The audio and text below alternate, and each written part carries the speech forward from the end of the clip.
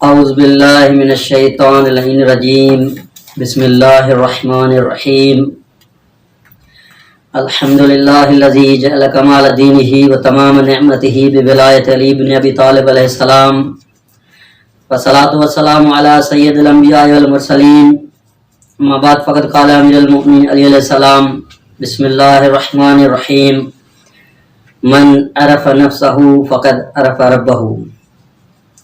ناظرین گرامی قدر، السلام علیکم ورحمۃ اللہ۔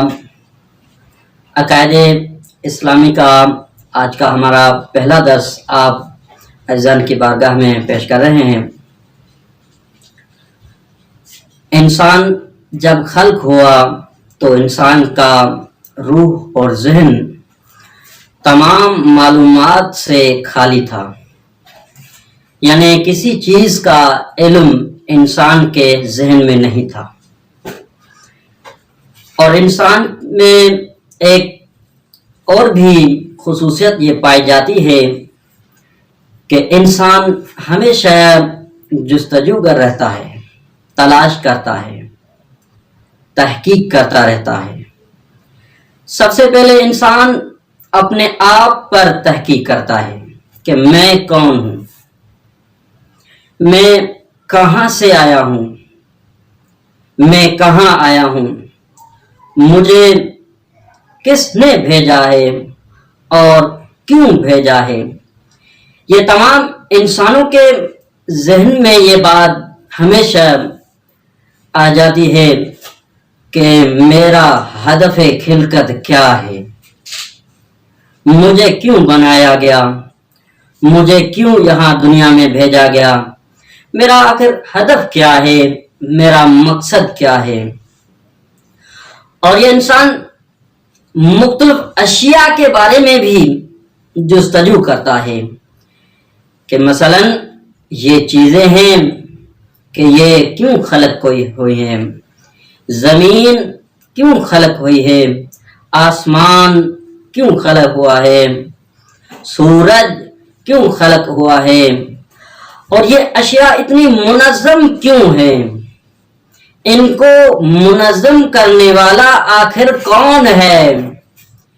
سورج ہمیشہ منظم ہوتا ہے، چاند ہمیشہ منظم رہتا ہے، دنیا کی جو بھی چیزیں ہیں وہ منظم ہیں۔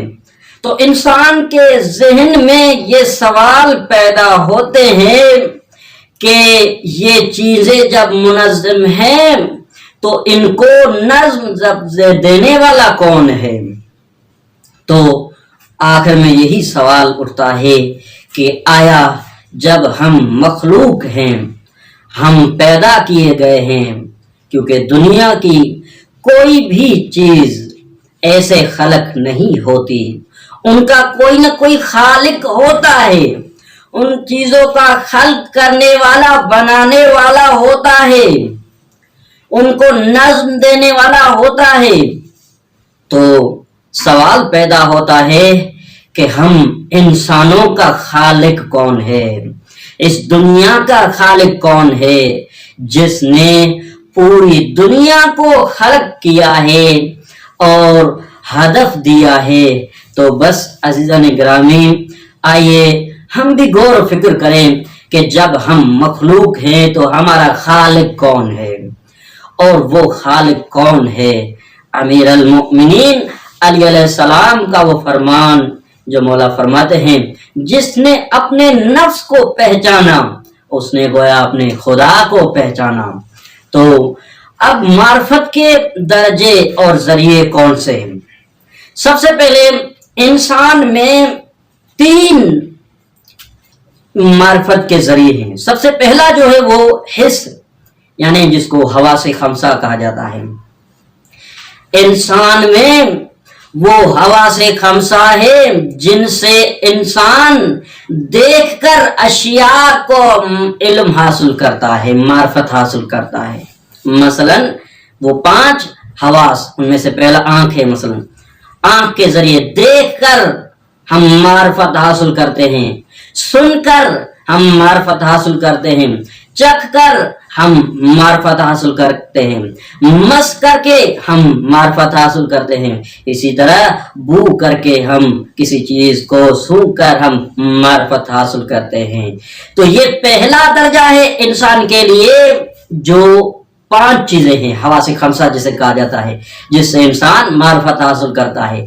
लेकिन मुकम्मल मार्फत हासिल करने के लिए ये 5 हवा से खमसा तन्हा काफी नहीं है, क्योंकि जिस किसी इंसान को अगर उसकी आंख देख न सकती हो या कान सुन न सकता हो कान से, तो वो उन चीजों के इल्म हासिल करने से महरूम हो जाएगा जिन चीजों को इल्म जो है देखकर और सुनकर हासिल किया जाता है। तो बस इससे बढ़कर एक दर्जा है अक्ल का, यानी जो चीजें हिस्स से हासिल न हो सके वो क्या है, अक्ल के जरिए हासिल हो जाएंगे। अक्ल से हम क्या करते हैं, मोहब्बत को समझ सकते हैं, नफरत को समझ सकते हैं, इसी तरह दुश्मनी को समझ सकते हैं, दोस्ती को समझ सकते हैं। ये सारा काम जो है वो हिस्स का नहीं है, बल्कि वो अक्ल का काम है। और अजीज़ान गिरामी, तीसरा दर्जा जो है मार्फत का, वो है दरके मानवी। दरके मानवी में 2 चीजें।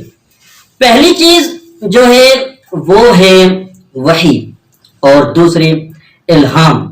वही मखसूस है अंबिया के साथ, और इल्हाम जो है औलिया के साथ मखसूस है। जैसे जनाबे ईसा की वालिदा पर वही इल्हाम हुआ, और इसी तरह दूसरे औलिया किराम पर जिस तरह वो इल्हाम हुआ। ये इल्हाम मखसूस है औलिया के साथ, और वही मखसूस है अंबिया के साथ। तो आज का हमारा दर्स तमाम हुआ। इंशाल्लाह कल हम फिर हाजिर होंगे आपकी बारगाह में। ये जो अकायद इस्लामी का दर्स इंशाल्लाह हर रोज आप दोस्तान बुजुर्गान की बारगाह में पेश किया जाएगा। वस्सलामु अलैकुम व रहमतुल्लाहि व बरकातहू।